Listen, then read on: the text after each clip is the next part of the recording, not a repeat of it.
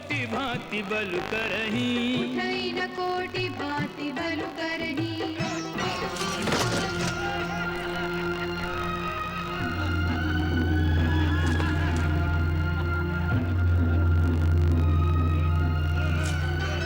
रूप सहस दस एक ही बारा, रूप सहस दस एक ही बारा, उठावन टरई न टारा, उठावन टरई न टारा।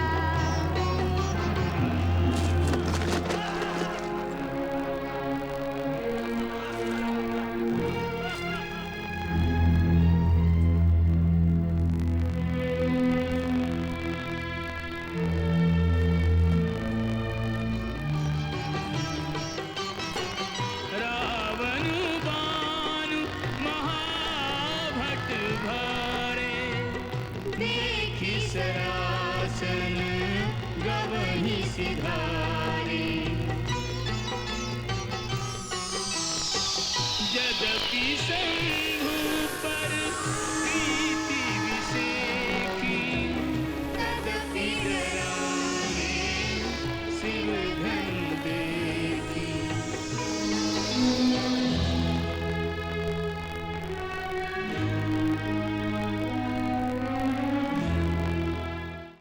आप तीनों देख रहे हैं ना भगवान, धनुष यज्ञ में क्या क्या हो रहा है।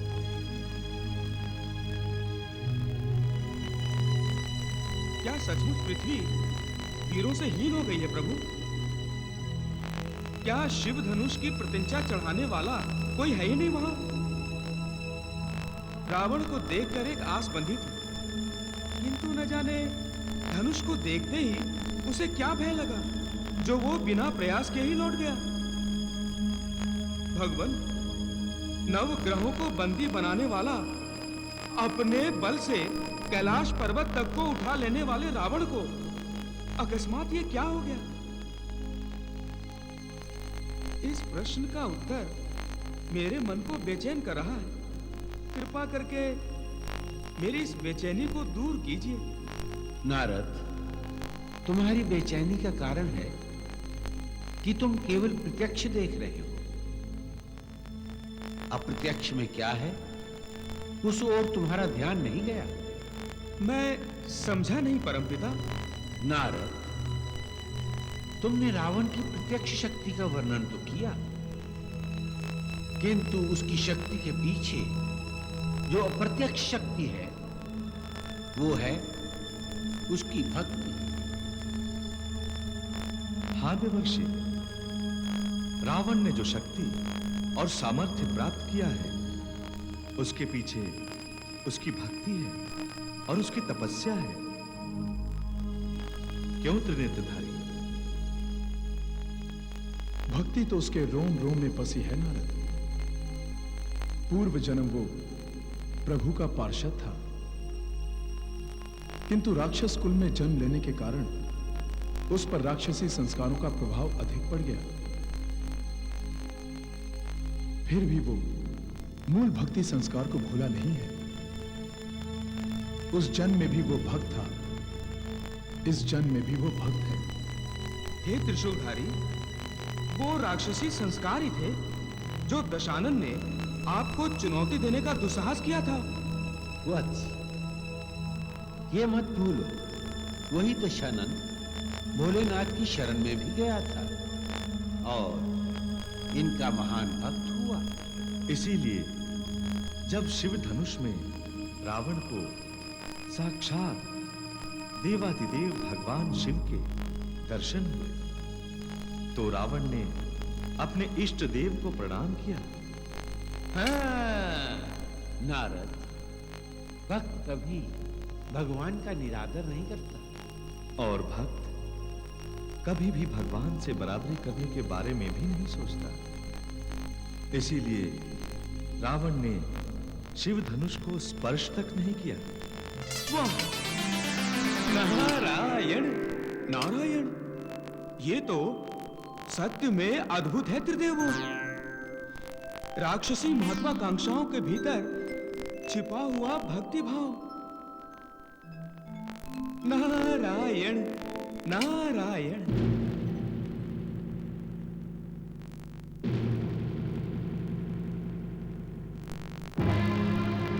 आप सबने अपनी पूरी शक्ति लगाकर इस धनुष पर प्रत्यंचा चढ़ाने का प्रयास किया, किंतु इस जनक सभा को यह देखकर निराशा हुई कि वीरों पराक्रमियों से भरी इस सभा में कोई इस धनुष को उठाने में सफल नहीं हुआ। अब कोई अभिमान न करे कि वो वीर है। मैंने जान लिया कि पृथ्वी वीर विहीन हो गई है। यदि मैं पहले से ऐसा जानता तो ऐसी कठोर प्रतिज्ञा कभी न करता। यही मेरी पुत्री का भाग्य है। अब वो आजीवन अविवाहित रहकर मेरी इस कठोर प्रतिज्ञा को कोसती रहेगी।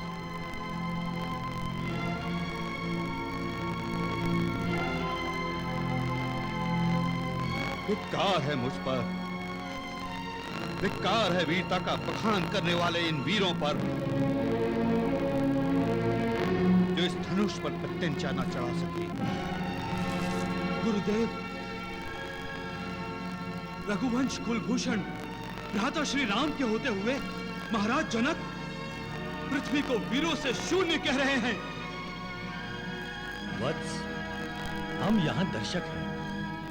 महाराज उनसे कह रहे हैं जो इस स्वयंवर में भाग लेने आए। परंतु गुरुदेव, पृथ्वी वीरों से शून्य नहीं है। लक्ष्मण, अपने आवेश पर संयम रखो, अपना स्थान ग्रहण करो।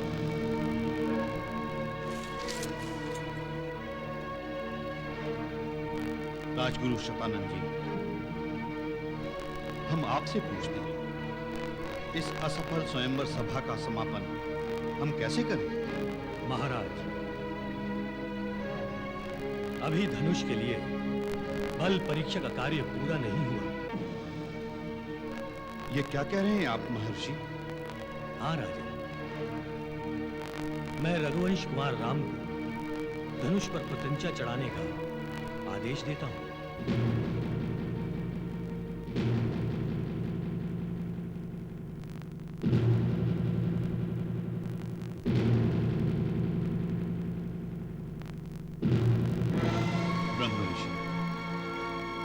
ये क्या कह रहे हैं आप? किसे आदेश दे रहे हैं?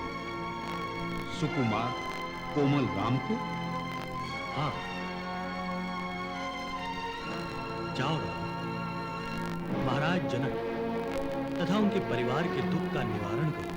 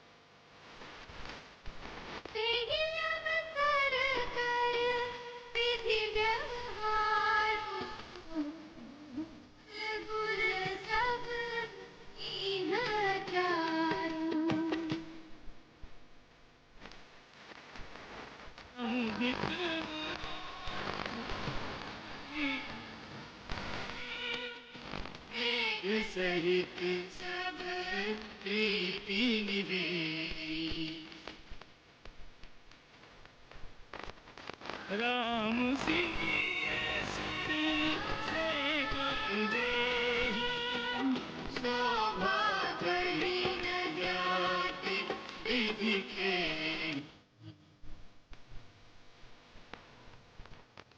संग सीता। यहाँ से जाते समय तो आप मिथिला कुमारी को अपनी रानी बनाने का विचार लेकर चले थे और वहां जाकर धनुष को उठाने का प्रयास तक नहीं किया।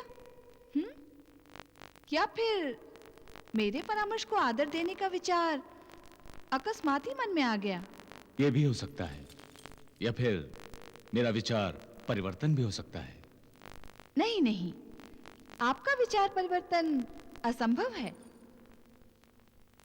आप मुझसे कुछ छिपा रहे हैं। धनुष को उठाना आपके लिए कोई कठिन कार्य नहीं था। तुमने ठीक कहा, धनुष उठाना मेरे लिए कुछ कठिन कार्य नहीं था। कठिन था अपने इष्ट का, अपने गुरु का, अपने प्रभु का अनादर करना। अर्थात मुझे उस धनुष में महादेव शिव शंकर के दर्शन हुए मंदोदरी। यदि मैं उस धनुष को उठाता तो क्या महादेव शिव शंकर का अनादर न होता? आपने उचित ही किया स्वामी। आपके भक्ति भाव से संसार के सारे भक्तों का मान बढ़ गया है। मेरे मन में अभी अभी एक प्रश्न उठा है स्वामी। क्या? पुत्र, शिष्य और दास, इन तीनों की 3 श्रेणियां मानी गई है ना? हाँ। परम श्रेष्ठ श्रेणी कौन सी है? कृपया बताइए मुझे। परम श्रेष्ठ वो है जो अपने पिता, गुरु और स्वामी की इच्छा जानते ही उसके अनुकूल कार्य करता है और अपने श्रद्धेय को संतुष्ट करता है। मध्यम वो है जो अपने श्रद्धेय से आदेश मिलने पर उसके अनुकूल कार्य करता है। और तीसरी श्रेणी? उस श्रेणी में वो आता है जो अपने इष्ट से आदेश मिलने के पश्चात भी आदेश का पालन नहीं करता, उनकी अवज्ञा करता है। अब ये बताओ, तुमने प्रश्न क्यों किया? क्या तुम ये जानना चाहती हो कि मैं किस श्रेणी का शिष्य हूँ? आप मुझे लज्जित कर रहे हैं स्वामी। आप तो मेरे परमेश्वर हैं। श्रेणी का निर्णय तो आप इस दासी के लिए करेंगे। आपकी आज्ञा का पालन करना मेरा धर्म है स्वामी। तो ठीक है, आप अपना धर्म निभाइए। हम आपको आज्ञा देते हैं। हमारी आज्ञा का पालन हो। आज्ञा प्राणनाथ। हमें आपका प्यार चाहिए, सदा सर्वदा।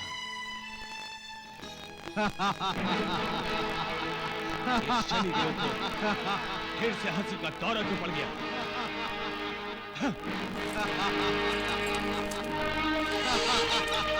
आओ दशानन, आओ आओ मेरे निकट आओ आओ। मैं तुम्हें अच्छी तरह देख तो लूं। मैं तुम्हारे दर्शन करना चाहता हूं। अंतिम दर्शन।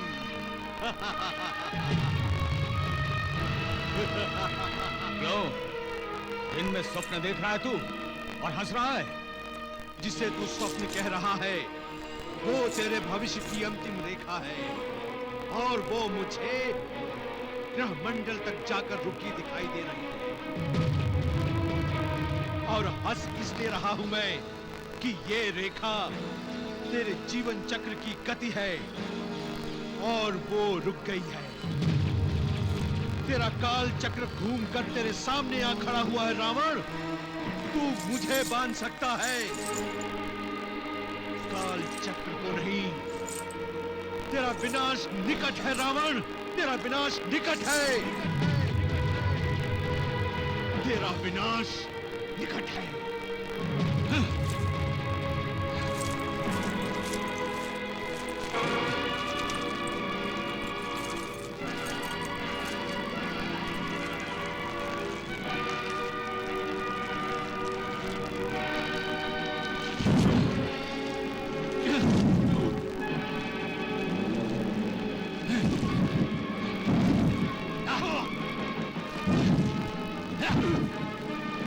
शनि, मैं तुझे जलाकर राख कर दूंगा।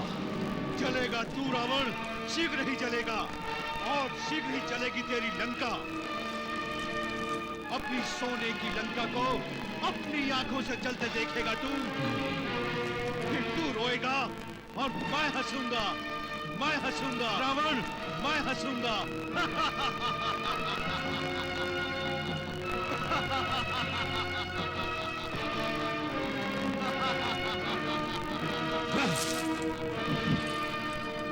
मूर्ख रावण।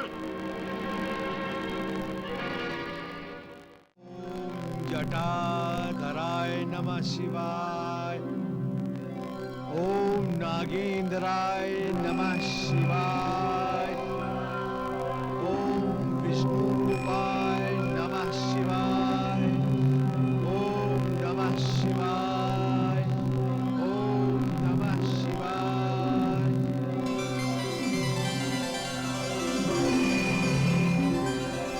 ओम नमः शिवाय। हनुमान,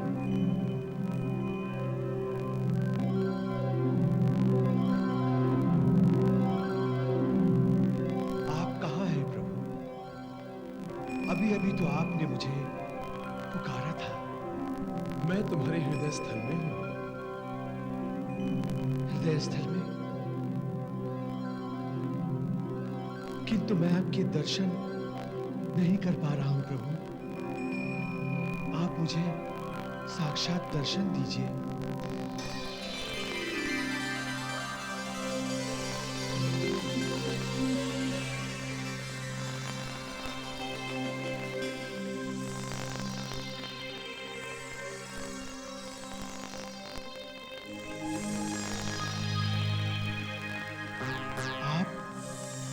आपने मुझे दर्शन दिए प्रभु।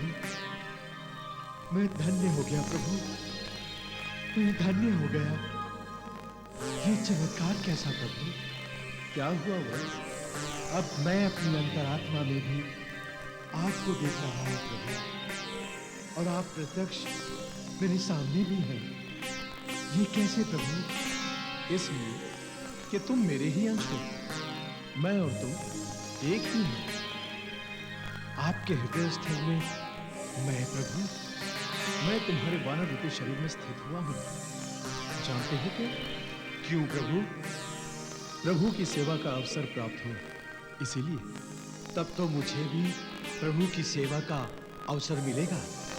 हाँ हनुमान, महाप्रभु विष्णु ने पृथ्वी लोक पर अवतार लिया है। अब तुम्हारा उनसे मिलने का समय आ गया है वत्स। सच प्रभु? किंतु मैं उन्हें पहचानूंगा कैसे? तुम्हारे मन की आंखें तुम्हें उनके दिव्य दर्शन कराएंगे। प्रभु मनुष्य देहधारी है। वो श्री राम के रूप में तुम्हारे सामने आएंगे। श्री राम? आहा, कितना मधुर नाम है। उच्चारण करते ही ऐसा प्रतीत होता है कि सारे पापों का नाश हो रहा है। श्री राम कब मिलेंगे? वो कहाँ है प्रभु? प्रतीक्षा करो वत्स। मेरे और तुम्हारे आराध्य को प्रसन्न करने के लिए तुम अपने पिता केसरी के साथ किष्किंधा चले जाओ। श्री राम तुम्हें वही दर्शन देंगे वत्स। आपकी जय हो प्रभु। आशीर्वाद दीजिए प्रभु।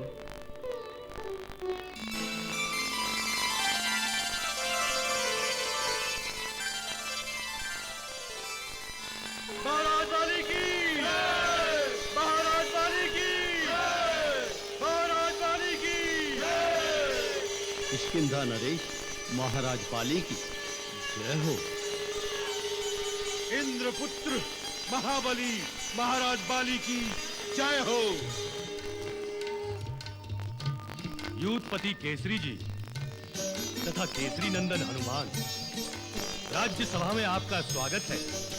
आसन ग्रहण कीजिए यूथपति।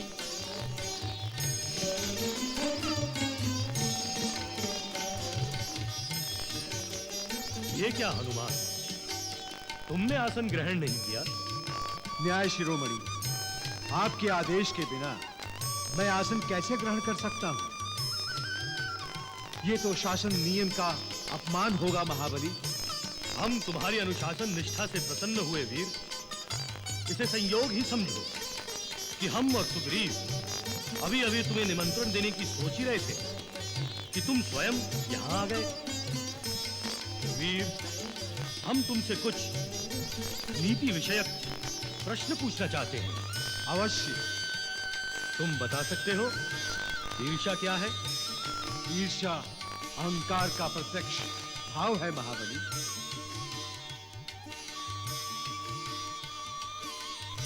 शत्रु कौन है? काम, क्रोध, लोभ, माया और मत्सर। ज्ञानी कौन है?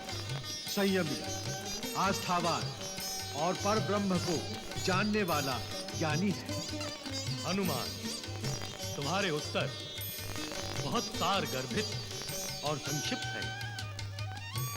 केवल एक प्रश्न और, विवेकी और अविवेकी में क्या अंतर है? अविवेकी अर्थात अल्पज्ञ ऐसे पुरुष बाहरी भोगों के पीछे लगे रहते हैं और सर्वत्र फैले मृत्यु के पास में जा पड़ते हैं, परंतु विवेकी पुरुष अमृतत्व के नित्य को जानकर भी संसार के अनित्य पदार्थों में किसी की भी इच्छा मात्र नहीं रखते। तुम्हारे उत्तरों से हम प्रसन्न हुए हनुमान। तुम तो महाज्ञानी हो।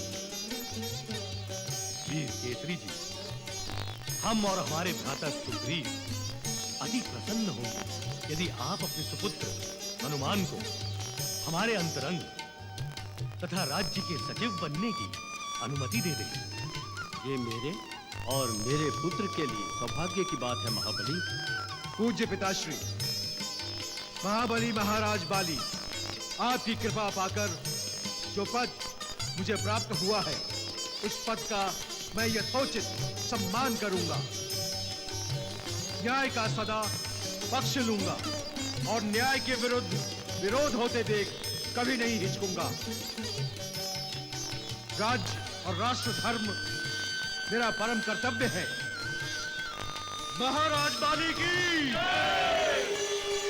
महाराज बाली की, महाराज बाली की, महाराज बाली की।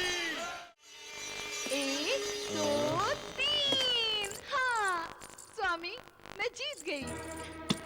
हाँ, ये भी कोई बात हुई। जब भी मैं तुम्हारे साथ कोई खेल खेलता हूँ तो हार जाता हूँ। स्वामी, स्वामी खेल तो खेल है ना। अब मैं तुम्हारे साथ एक ही शर्त पर खेलूंगा। जब तुम खेल में कभी हारोगी नहीं। हाँ, जानती क्यों? क्योंकि जब मैं तुमसे हारता हूँ तो बड़ा आनंदित होता हूँ। मैं उतना आनंदित जीत पर भी नहीं होता। लंकेश्वर की जय हो। दैत्यराज मय के पुत्र राजकुमार मायावी आपसे और महारानी से भेंट की आज्ञा चाहते हैं। अरे, तो उसे यहाँ आने पर प्रतिबंध कहाँ? जाओ, मेरे भाई को शीघ्र और आदर सहित यहाँ लेकर आओ। हाँ हाँ, एक क्षण भी देर मत करो। जल्दी जाओ, जल्दी जाओ। जो आ गया। आप मेरा उपहास कर रहे हैं ना? नहीं नहीं, बिल्कुल नहीं।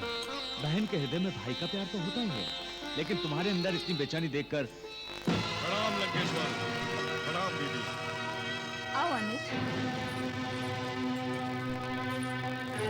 बैठो। कैसे हो अनुज? घर में कुशल मंगल है ना? पिताश्री कैसे हैं? मुझे सब कुछ बताओ।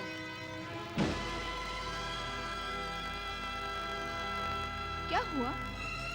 तुम चुप क्यों हो? तुम चुप क्यों हो मायावी? एक ही शब्द में अपनी बहन को सब कुछ कह डालो। तुम्हें देखते ही इसके हृदय की धड़कनें मायके के बारे में सब कुछ जानने को आतुर हो गई हैं। वहाँ सब कुशल है दीदी, परंतु मेरा मन उस दिन से दुखी है जब से बाली के हाथों लंकापति की हार के बारे में सुना है। मेरा मन प्रतिशोध की आग में जल रहा है। मैं पंपापुर जा रहा हूँ। वानरराज बाली का पंपापुर? हाँ। उसकी अब कोई आवश्यकता नहीं है। बाली अब लंकेश के मित्र हैं। हाँ, ये मित्रता अप्रत्यक्ष रूप से दशानन की पराजय है और मैं उस पराजय को विजय में बदलने के लिए जा रहा हूं। मैं आपका आशीर्वाद लेने आया हूं लंकापति रावण। विजयी भव। अरे अनुज रुको, रुक जाओ। अरे आप रोकिए ना उसे। सुनिए, आप रोकिए ना उसे, रोकिए मायावी को। मंदोदरी, तुम हारे हुए राजा की दशा नहीं जानती। अपमान का प्रतिशोध मन के किसी न किसी कोने में दबा ही रहता है। तो क्या आपके मन में भी प्रतिशोध की ज्वाला जल रही है? मैं भी तो मनुष्य हूं और राजा भी। मैंने मायावी को क्यों नहीं रोका? ये राजनीति है कि राजा रणभूमि में ना भी हो पर वो अपने प्यादे से दूसरे राजा को मार दे सकता है। इसलिए मैंने मायावी को नहीं रोका।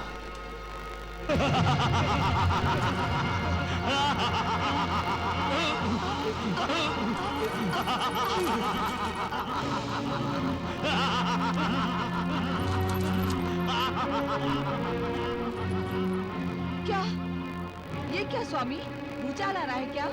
नहीं, ये किसी की माया है। बाली! बाली! बाली! बाहर निकल! अहंकारी बाली! मैं तेरे सुख की नींद सोने नहीं दूंगा। बाहर निकल कायर! बड़ा अभिमानी बाली! मेरी बहन मंदोदरी के पति रावण का अपमान करके तू सो रहा है। बाहर आ, योद्धा है तो सामने आ। बाहर आ वाली। ये कौन है स्वामी जो आपको इस समय ललकार रहा है? मृत्यु बहुत प्रिय हो गई है उसे, तो स्वयं अपना वध कराने चला आया। योद्धा है तो बाहर आ, बाहर आ वाली। स्वामी, अपनी इस गदा को शत्रु रक्त से स्नान करा के अभी आया महारानी।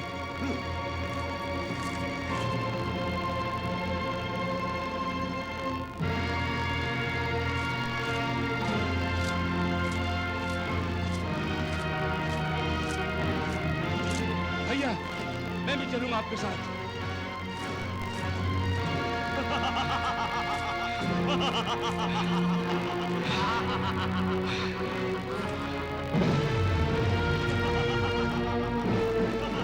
तू मायावी है।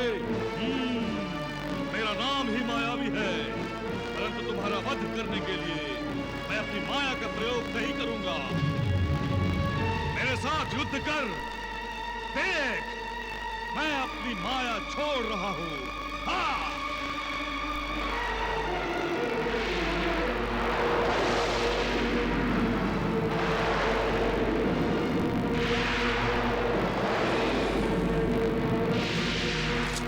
नहीं सुग्रीव, मुझ अकेले को युद्ध करने दो। अब तू मेरे सामने आ। लो, मैं तुम्हारे सामने हूं।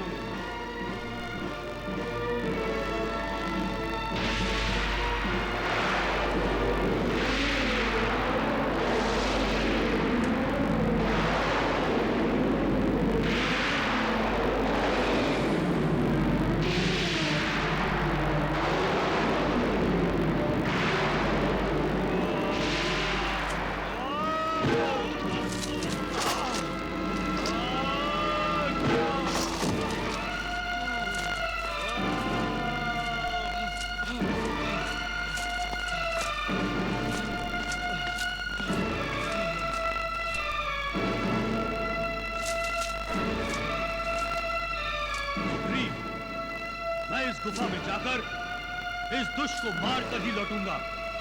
गुफा के अंदर कुछ भी हो सकता है, मुझे समय भी लग सकता है। तुम मेरी प्रतीक्षा करना। क्यों भैया, मैं भी चलूंगा। नहीं, वो मायावी है, कुछ भी हो सकता है। तुम 15 दिनों तक मेरी प्रतीक्षा करना।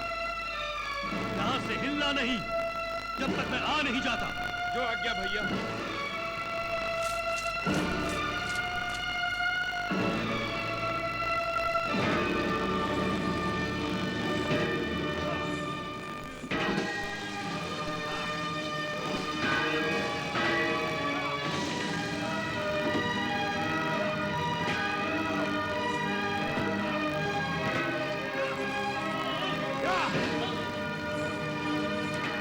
बाली और मायावी के बीच गुफा के अंदर घमासान युद्ध हुआ। सुग्रीव बाली की 1 मास तक प्रतीक्षा करता रहा।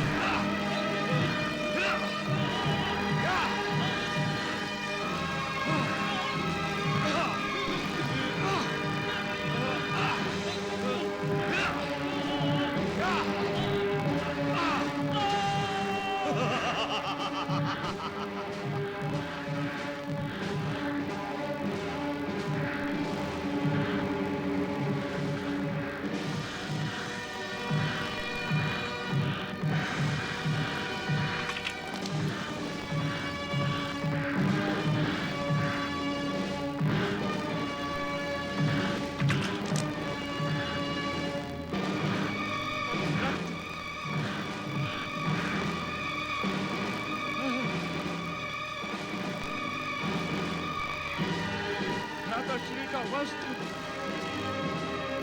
उस मायावी दानव ने भ्राताश्री को वध कर दिया।